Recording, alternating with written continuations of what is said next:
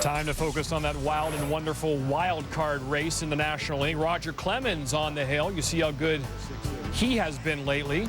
Astros and Brewers, but Roger did not have his A game. Top of the 6th, Ricky Weeks. 11th homer of the year. He snaps Clemens' scoreless streak and pulls the Brewers to within a run. Top of the 7th. Clemens still has a 2-1 lead, but Bill Hall plates Lyle Overbay. Next batter is Russell Branyan. He walks on 4 pitches, so the bases are loaded. Clemens didn't get a call there. That was close. Phil Garner said after the game, I think his hip was bothering him a little. Damian Miller began the game 0 for his last 18, but he takes Clemens deep here. He'll score Lee and Hall. The most runs given up by Roger Clemens this year, 5 earned. And the Brewers beat the Rocket in Houston 5-2. So the Astros lost, but the Phillies could take sole possession, playing 2 against the Nats.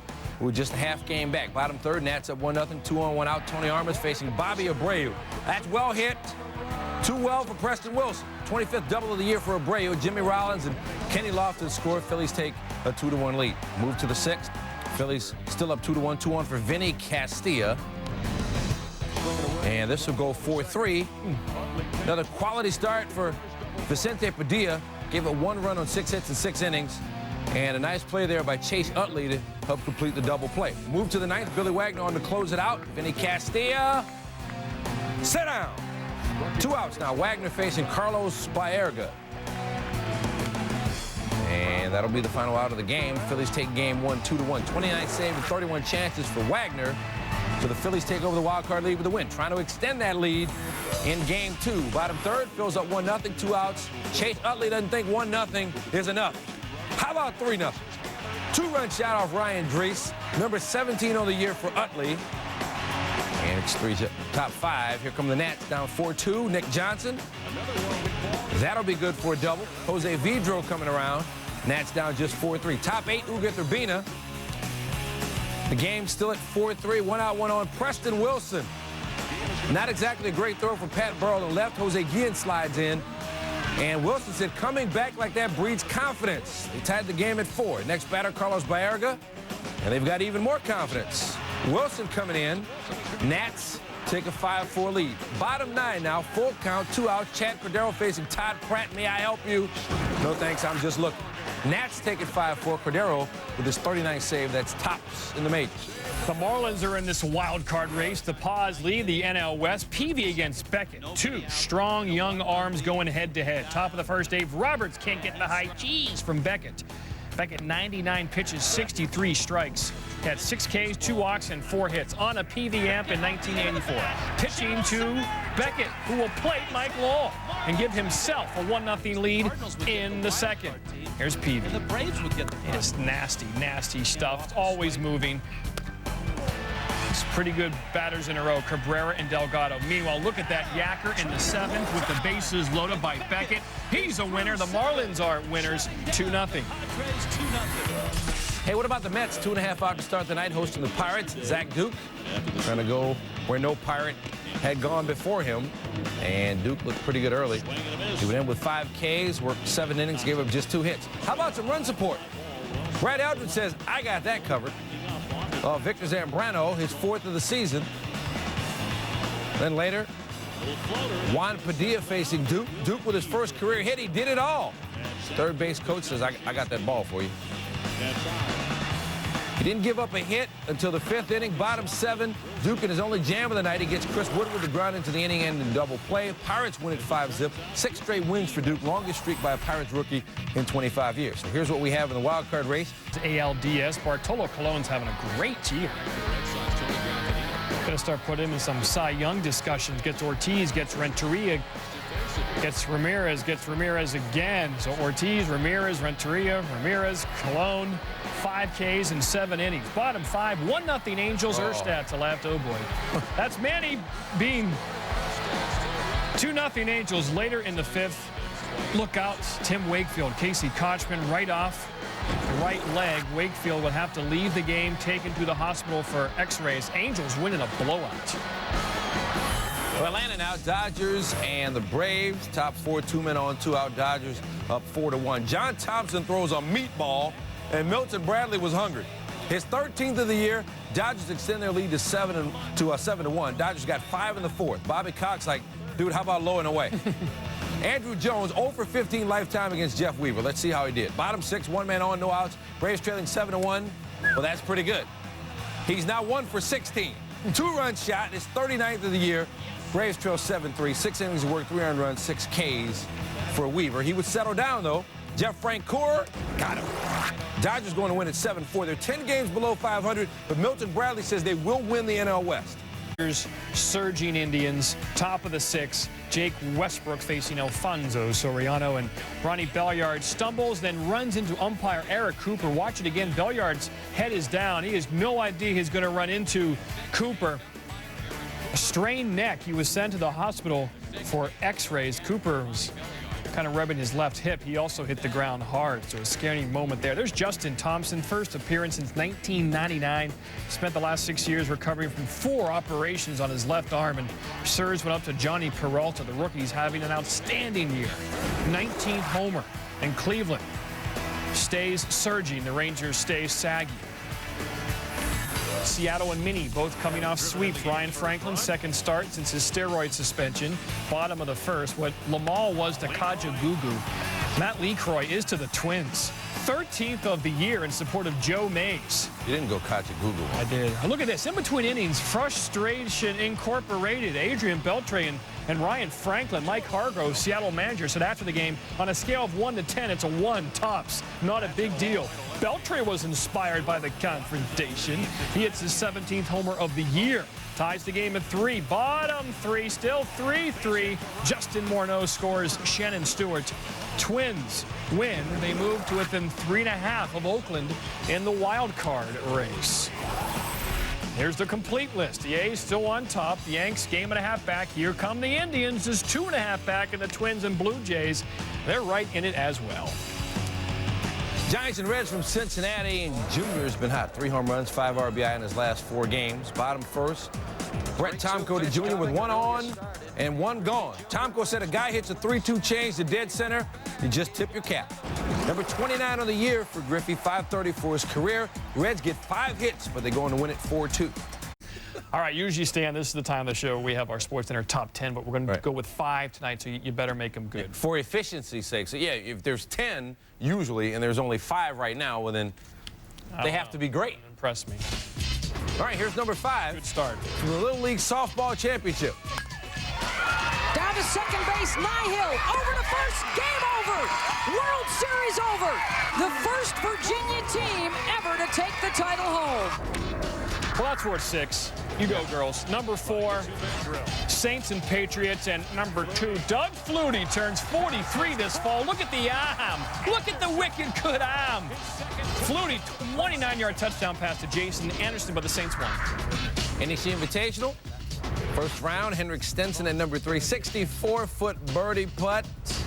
It's a gimme for Stenson. He's tied with Tiger and VJ on top of the leaderboard at 400. Number 2, if I said it once, Dan, I've said it 1,000 times, seemingly. There's not a lot of Grady's in the world. You got your Grady Little, Grady Jackson, and Grady from Sanford and Son, and you got Grady Sizemore of the Indians. Indians beat the Rangers. Good googly goo. Number 1, Saints and Patriots, Todd Bauman. 9 yards to Nate Poole, up and over into the end zone. He broke the plane. They reviewed it. Touchdown stood. Saints won that game 37-27. Laissez-les bon ton roulette. Oakland now just 2.5 games behind the Angels in the AL West and just a game and a half in front of the Yankees for the AL wild card. John Kruk, though, thinks it's all ending Friday. I said it, and I'm going to continue to say it, that the Kansas City Royals are going to win Friday. If they don't, there might be a big KC in the side of my head. I might shave one in there. You're kind of hedging. With my wife's permission. I was going to say you're sort of hedging. Well, I have to get permission from her. So you're not buying that? No, because he can just say, well, the person I talked to said they don't want me to do it. So that's weak. How about a little like a KC? Maybe. It's weak. Or dye my hair blue. I would do that. Game he played as well. So Kruk backpedaling faster than Ty Law. This is why Jay Payton homers off Jose Lima, his 15th. The A's up 1-0. Getting closer to seeing that KC shaved into Johnny. Top 3rd, Rich Harden facing Joe McEwing. Bump attempt. Harden makes the great sliding catch. What about blue hair? Blue's a very slimming color for John Kruk. Most of them would be. Bottom 4, A's lead 4-0. Marcotte, more running misfortune here. Sweeney runs to first, collides with Jose Lima. Scary moment here. Take another look. Their knees would collide. Both would stay in the game, but the Royals do lose their 19th straight. And forget all this hair talk. When you're talking hair in baseball, only one name comes to mind, people. It is Flame Stitch Red, Bobby Kilty, otherwise known as the Heat Miser. So what would happen with the Angels taking on the Red Sox at home? Terry Francona, he's got some bullpen issues. Why? Because Friday afternoon, Keith Falk hit on the elbow with a comebacker during a simulated game. He's fine, but his rehab will be pushed back a few days. Now to the game, bottom 6, 3-1 Boston. None on, none out. Darren Erstad gets under it. Popped up, foul ground, Bill Miller. Nice catch by Miller, who also went 2 for 5. To the 8th, Kevin Gregg on the mound. Striking out, David Ortiz looking. Uh-oh. Home plate umpire Tim Welke making the call, and Ortiz is not a big fan of Welke right now. And gets a few words in, starts arguing with him, doesn't like the call. Ortiz eventually tossed. Now, Ortiz, to make his point, steps into the other batter's box to say that would be the only way to hit it. The visual aids always help the presentation. Yeah, responding to. Bottom 8, still 3-1. Benji Molina, money against Mike Timlin. Drives in Orlando Cabrera and Vlad Guerrero, tying the game at 3. To the 10th, still tied, bags full for Manny Ramirez against Scott Shields. And this is why Manny is so good. Just finds a way. Does so with a tapper. Sean Figgins throws Ramirez out at first, but Gabe Kapler scores the winning run in the top of the 10th, and Kurt Schilling to the rest in relief. So now check in on the Yankees in Chicago. New York's lost 2 straight. Chicago has lost 5 straight. Top 5. Game tied at 1. John Garland to Derek Jeter. Jeter grounder up the middle. Tadahito Iguchi fields it. Long throw. Gets Jeter. Very nice play, but on a Tino scores. The Yanks go up 2-1. Show me a fact bar, please. Mike Mussina is 0 for 3 with an ERA approaching 9 in his last 3 starts at U.S. Cellular Field. 9! I heard you. Bottom 6, Ferris has more. Mussina not struggling. Look at him set up the bar. Jorge Posada for Carl Everett. Fastball, 1 away. Working the plate again, A.J. Przinsky. Jorge sets up inside. Got him striking. 2 outs. And after a Jermaine Dye base hit, Aaron Rowan, Posada sets up the bar outside, so Mussina working all over the plate. Got him on the knuckle curve low and away. 7 innings, 5 hits, 1 earned run, 7 Ks. Yankees win. The Yankees win 3-1. Here now the updated standings in the AL East and the wild card race. The Red Sox remain 4 games in front of the Yankees, but the Yankees now just a game and a half still behind the Athletics for the AL wild card slot. A half game behind the Phillies for the NL wildcard slot, taking on Milwaukee. Bottom 7 runners at the corners. Willie Taveras at the plate. And Kane Davis, well, that's just a wild pitch. Brett Ausmus will score. Houston goes up 2-1. Later in the evening, Davis fields the Craig Biggio grounder, but his throw is, oh, Kane, you're having not your best moment. Take another look. Biggio seems to hit the ball out of the air, but there was no interference call. Jose Vizcaino scores. Astros up 3-1. Bottom 8, same score. Jason Lane is in the full upright and locked position. Deep to left, number 19 on the year, and the Stros go on to win this one 5-3. Meanwhile, Marlins began the night a full game back in the race, taking on the Dodgers. DJ Holton versus A.J. Burnett. In Burnett's last 6 starts, he's 6-0 with a 1.43 ERA. Just ask Cesar Izturis. Jason Phillips also flailing away. Holton showing off his stuff. Juan Pierre, you are no match for what I can bring. Carlos Delgado, not on this night. And then Juan Encarnacion. I'm sensing a theme of strikeouts here, Linda. Bottom 7, I think Paul LaDuca is going to try and change that. Bases loaded. First pitch he sees, takes it to right, scoring 2. Damian Easley and Delgado come in to score. The Fish go up 2-0. Top 9, Todd Jones comes in with runners at first and second to close it out. He strikes out Cruz. Closing time. It's done close. Jack McKeon becomes the winningest manager in Marlins history. 222 wins, 3-0. NL wildcard, Mets and Nationals. Frank Robinson looking on, concerned. Top of the second, no score. Runners on the corners for Jamie Carroll. Carroll attempts to squeeze it, fouls it off. Robinson very concerned now. Later in the at-bat, on the mound for the Mets, Jay So takes care of business against Carroll. 5 Ks for So, 8 innings, just 4 hits allowed. Bottom 7, Victor Diaz, opposite way against John Patterson. With a runner on second, here comes the fleet of foot Ramon Castro to score the go-ahead run. Mets up 1-0, and Diaz, greedy out in the rundown. 8th inning. Runners on the corners, 1 out. So in a big spot, facing Brad Wilkerson. So much for the big spot, a big second out for Jay So, who's been amazing. Vidro against So, the next batter. He gets out of that jam. The Mets win 1-0. Jose Reyes, 4 hits and 3 stolen bases. Phillies began the night on top of the NL wild card. Friday they hosted the Pirates as Robinson Tejada on the mound. 2-0 record in his last 5 starts. Tejada hits his spot right away, but Jack Wilson fouls it off. Hits his spot again, but Wilson doesn't bite. Next pitch, away again. Wilson grounds it through the legs of Tejada. Base hit, 2-run scores, 2-0 Pittsburgh. That's a good at-bat for Jack Wilson. Next pitch to pitcher Kip Wells. Are you kidding me? No doubt. Thanks, Trey. You're welcome. Wells' his first homer, 3rd of his career, makes it 4-0 Pirates. I refuse to say he helped his own cause. You just did. Tejada missed the spot that time. You're right, I did. Tricky. 4-1 Pirates. They go on to crush the stunned Phillies 11-2. Take a look at this NL wildcard race. Why? Because I told you to. It's still very tight.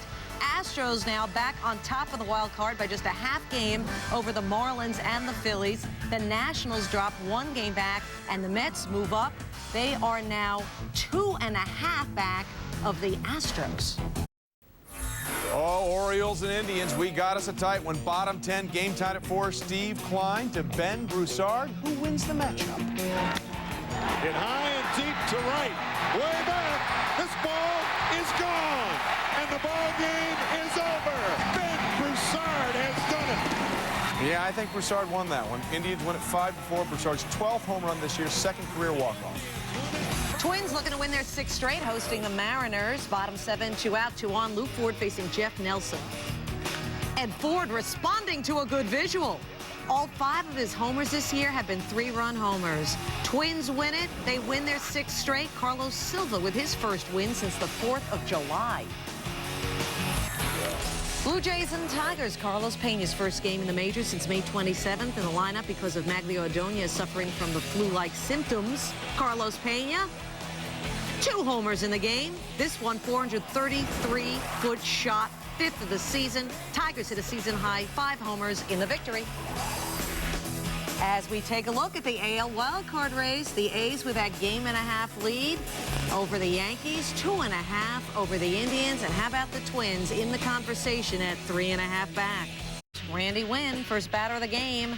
Carpenter, not intimidated. Good start for Chris. Struck out 4 of the first 6 batters he faced. Goes 8. Struck out 5. Cardinals threatening 2 on. Yadier Molina.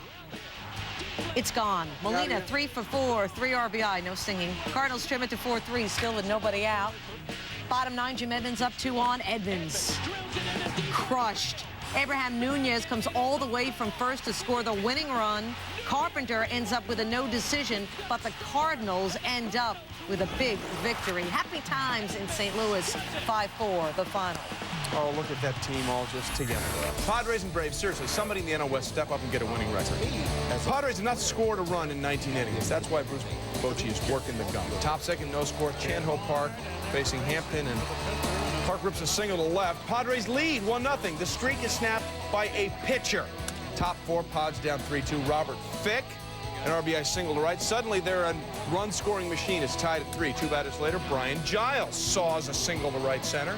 Padres lead 5-3, and that would be all for Mike Hampton. 3 1/3, 11 hits, 7 earned runs. Next batter is Joe Randa, and that's Joe Randa. A 3-run shot, his 14th. Padres go on to win 12-7, an explosion of runs. Diamondbacks and Reds, Russ Ortiz and the rest of the D-back pitchers would have a rough evening against Cincy. 3rd and 4th innings, Reds sent 26 men to the plate, and they scored 16 runs off of 3 Arizona pitchers. And bottom line, it was capped off with Austin Kearns hitting his 2nd 3-run home run of the game. Kearns tying a career high with 6 RBIs. Cincy crushed Arizona 17-3, 4 RBIs for Felipe Lopez. So getting you caught up in those exciting standings involving the NL West. Yes, the Padres still on top. They have a 4-game lead on the Diamondbacks. Padres now just a game under. Making your weekend plans? Hope you include Sunday Night Baseball on ESPN in it. The Padres are visiting the NL East leading Braves. San Diego trying to keep their postseason hopes alive because you never know in the NL West. See it all Sunday night, 8 p.m. Eastern. There will be many top 10 plays in that game, but on the other end of the spectrum, we have a week's worth of not top 10. And we're going to start with number 10, Linda. Good. Let us go to the Pirates and the Astros. Jason Lane at the plate. This looks like a harmless pop-up to left center. Harmless. Jack Wilson going back. Jason Bay coming in. Watch Bay's foot. Oh, they didn't roll the green. He gets it caught in the turf, and he's got a huge divot. That's an agronomist's worst nightmare. Agronomist, huh? Someone who works with grass. Look that up. Thank you. Number 9. These are kids calling for their mom. It's a contest in Iowa.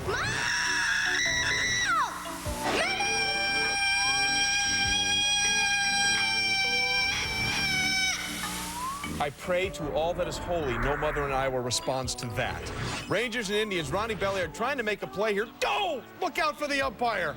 Second base ump Eric Cooper is an inviting target. Belliard actually left the game with a sprained neck and a shoulder. Cooper, we think, was okay. But what was Steve Berthume's excuse on this pitch? Oh, boy. Or the shorts. And Or the expression. don't look at us. You threw it. Exactly. He's blaming us.